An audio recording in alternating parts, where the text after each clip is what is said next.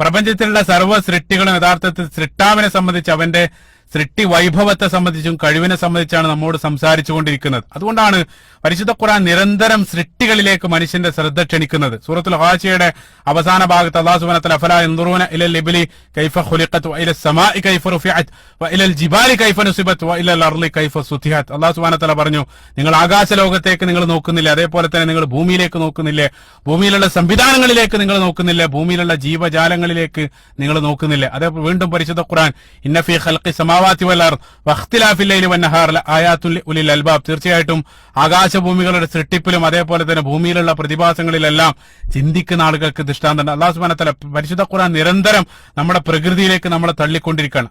പ്രകൃതിയിലേക്ക് നിങ്ങൾ ഗൗരവത്തോടുകൂടെ പ്രകൃതിയെ നിരീക്ഷിക്കുന്ന സന്ദർഭത്തിൽ ആ പ്രകൃതി വീണ്ടും ഖുർആനിലേക്കും ആ പ്രകൃതിയുടെ സൃഷ്ടാവിലേക്കായിട്ട് അള്ളാഹുവിലേക്കും നിങ്ങളെ എത്തിക്കുക എന്നുള്ളതാണ്. ഇപ്പൊ പ്രപഞ്ചം നമ്മൾ പറയാറുണ്ട്, പ്രപഞ്ചം എന്നുള്ളത് ദൈവത്തിന്റെ ഏറ്റവും വലിയൊരു ആർട്ട് ഗാലറിയാണ്. ഇപ്പൊ ഒരു ആർട്ട് ഗാലറി നിങ്ങൾ കണ്ടിറങ്ങുന്ന സന്ദർഭത്തിൽ അവിടെ കണ്ട ചിത്രങ്ങളെക്കാൾ നിങ്ങൾ മതിപ്പുളവാക്കുന്നത് അത് വരച്ച ചിത്രകാരനെ സംബന്ധിച്ചായിരിക്കും. അതേ രൂപത്തിൽ പ്രകൃതിയെ നിങ്ങൾ ഗൗരവത്തോടുകൂടെ സമീപിക്കുന്ന സന്ദർഭത്തിൽ, പ്രകൃതിയെ സംബന്ധിച്ച് നിങ്ങൾ ഗൗരവത്തോടുകൂടെ പഠിക്കുന്ന സന്ദർഭത്തിൽ അവസാനം അത്തരം സൃഷ്ടി പഠനങ്ങളിലൂടെ നിങ്ങൾ എത്തിച്ചേരുന്ന കൺക്ലൂഷൻ പരിശുദ്ധ ഖുർആൻ സൂറത്ത് ആൽ ഇംറാൻ അല്ലാഹു സുബ്ഹാനഹു വ തആല പറഞ്ഞു, റബ്ബനാ മാ ഖലഖ്ത ഹാദാ ബാതില സുബ്ഹാനക്. അല്ലാഹുവേ, ഇതെല്ലാം ദൈവമേ, ഇതെല്ലാം നീ വെറുതെ ബാത്തിലായിട്ട് വെറുതെ സൃഷ്ടിച്ചതല്ല, സുബ്ഹാനക്, നീ എത്ര പരിശുദ്ധനാണ്.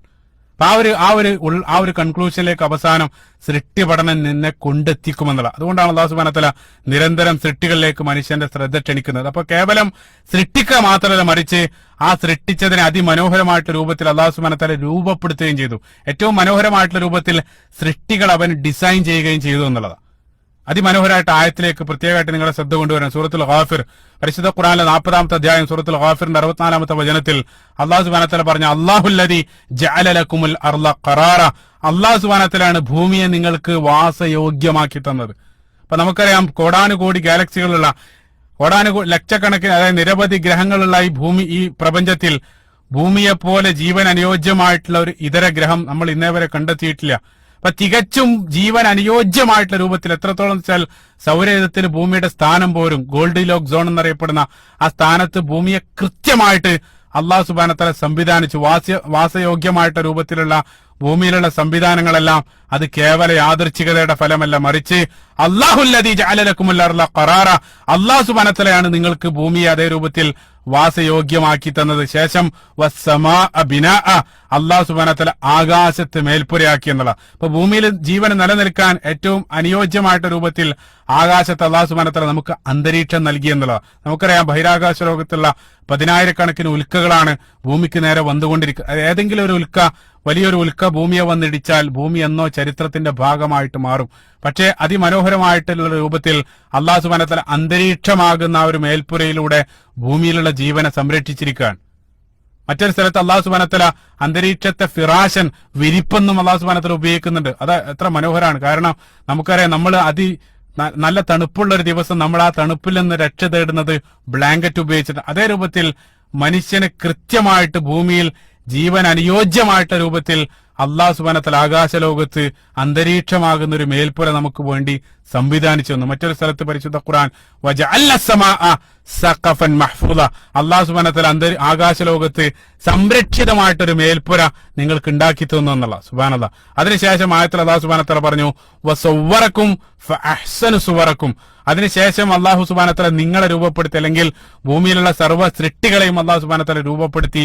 ഫഅഹ്സന സുവറക്കും, കേവലം സൃഷ്ടിക്കുക മാത്രമല്ല, മറിച്ച് ഏറ്റവും അഹ്സൻ, ഏറ്റവും മികച്ച രൂപത്തിൽ അവയെ അല്ലാഹു സുബ്ഹാനഹു വ തആല ഡിസൈൻ ചെയ്യുകയും ചെയ്തു.